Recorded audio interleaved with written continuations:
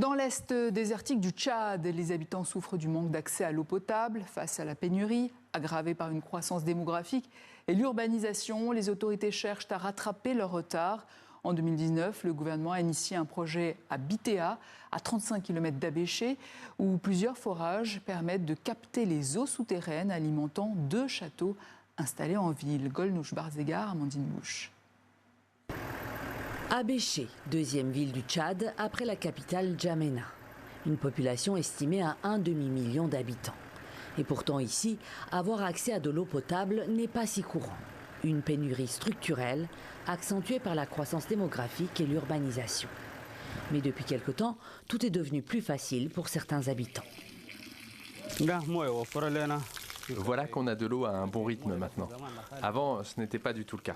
L'eau qu'on achète à l'extérieur est trop chère. Aujourd'hui, c'est tout le quartier qui vient s'approvisionner ici.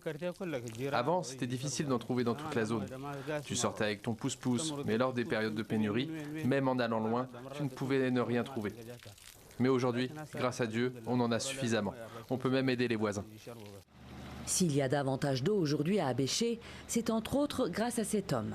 Barid Diki Barkaï, ingénieur de son état, est à la tête d'un projet gouvernemental de pompage d'eau initié en 2019. Dans ce village, à une trentaine de kilomètres d'Abéché, plusieurs forages captent les eaux souterraines et les redistribuent en ville. Ça fait déjà 3 ans qu'on n'a pas eu de pénuries accrues.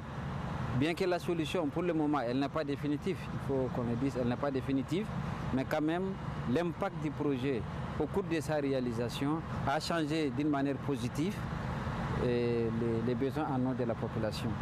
Aujourd'hui, la station pompe 17 500 mètres cubes par jour.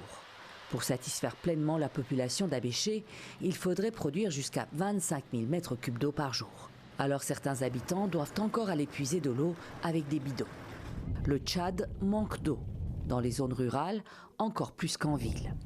Un manque, source régulière de conflits entre communautés.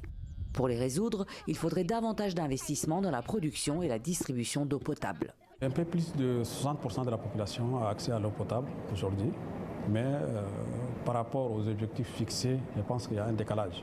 C'est vrai, quand on a soif, on ne peut pas attendre, mais nous demandons à la population de patienter. D'ici 2030, j'espère que nous allons atteindre les 80% de notre taux. Fin avril, une dispute autour d'un puits d'eau dans la province de Wadi Fira a fait 42 morts et 10 blessés. Pour l'ONU, le Tchad est considéré comme l'un des pays africains les plus vulnérables face au réchauffement climatique et la désertification.